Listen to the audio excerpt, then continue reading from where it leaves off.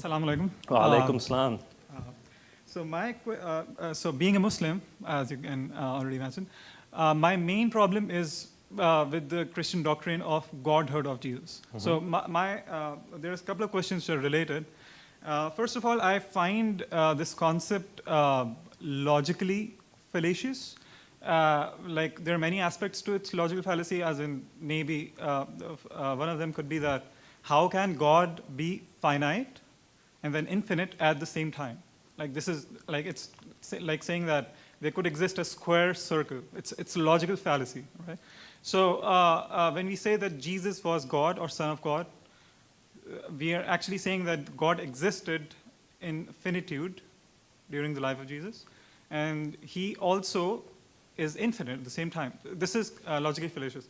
Now, because you are you're coming from a historical standpoint. Did you want me to respond to that, or are you having it's a something relate. else? Like the same question continuing.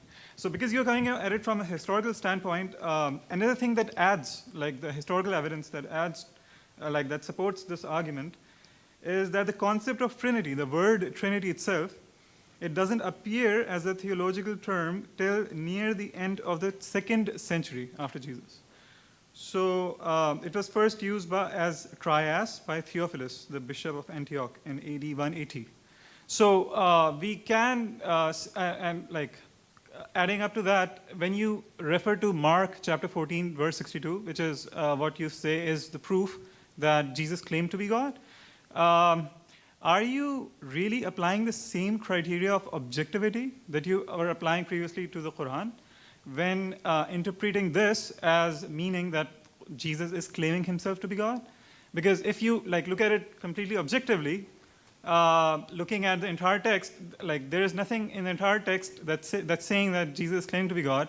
And in fact, the verse that you yourself quote is actually saying Son of Man. So, I mean, These are great questions. Don't go anywhere. What's your name? Munzir. Munzir, where are you from? I'm from Pakistan. Pakistan. Both khushi hui aapse milke. I had the exact same questions when I was when I practiced Islam. What I want to point out is that first and foremost, what we have to see is what Jesus claimed for himself.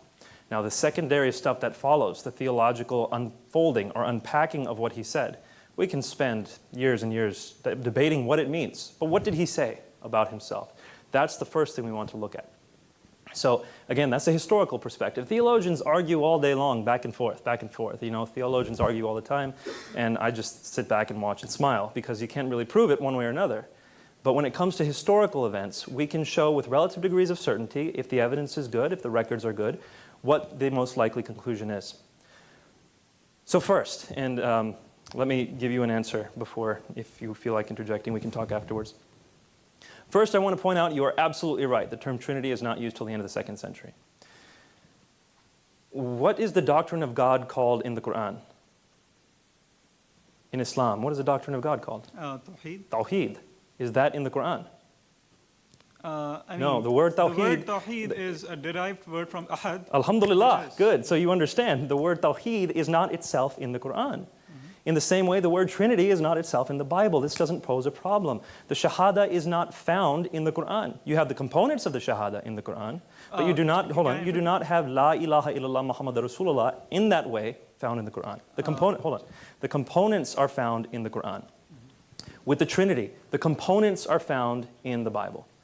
So, the word Tawheed does appear in the Hadith. Oh, that's great, but it's not in the Quran. Just narrations of the Prophet. And the Hadith is much later. So we're looking at you asked for the Bible, and we have within the early canonical tradition, people calling a God a Trinity in the early canonical tradition. In fact, much closer to Jesus' time than the Hadith were to Muhammad's time. So whichever way you stack it, when you're consistent, you end up with a stronger case for the Trinity, for Jesus' deity. Now I want to continue on to your next part of your question, which is Jesus finite or infinite?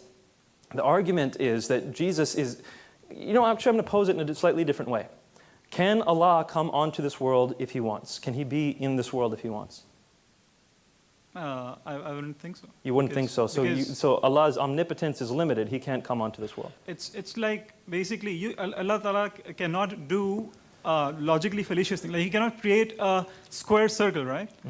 Because that's something logically But fallacious. how do So we there know are that's what certain this things is? that Allah But cannot how do we know that's what this is? Because, for example, in Surah Al-Imran, when Allah is talking to Moses, it says in Surah Al-Imran, I think it's Surah Al-Imran, it might be Surah 18, but double check, that Allah, as he spoke to Moses, Allah was in the bush. Allah was in the bush. So if you want to say that meant something else, well, you're going to have to argue with the Quran on that one. It seems to be pretty clear that Allah can emanate His voice from a physical place. He can be in a physical place in a sense. In the same way, I don't believe that God coming to this earth limits His omnipotence. It's not a limitation of His omnipotence.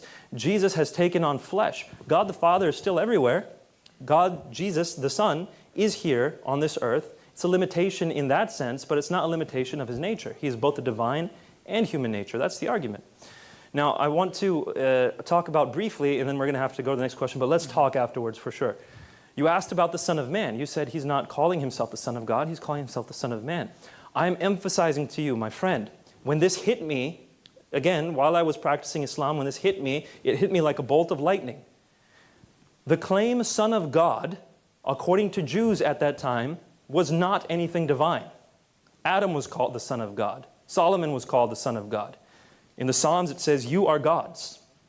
It's not a divine claim to call someone a son of God. But when someone refers to that Son of Man coming on the clouds of heaven, who's going to receive glory, authority, and sovereign power, and people of every nation and language are going to worship Him with the worship due only to God, that Son of Man is more than just a human. He is divine. He's going to be worshipped by all people of all time. So when Jesus calls Himself the Son of Man, it's not the Son of God title. And lots of Christians get this wrong, so I'm not pointing the finger at you. Lots of Christians say, oh, Son of Man means He's human, and Son of God means He's God. No, it's the other way around. In the Jewish context, Son of God was a normal human title. Son of Man, from Daniel 7, that was something divine. Go back and read Daniel chapter 7. See that this man is worshipped by all people from all eternity. This man, or one who looks like a human anyway, is worshipped by all people alongside of God the Father. That's the one Jesus is claiming to be. Definitely understand that point that I'm trying to make. And so when you see that Jesus' claim is found there in Mark 14:62, it's found in all the Gospels, and every time Jesus uses the term Son of Man, He's alluding to that. You cannot extract that from the Gospels. So please put Mark 14:62 next to Daniel chapter 7 and see what Jesus is claiming for Himself. And we'll talk afterwards for the rest. Lord bless you, my friend. We'll take one last question.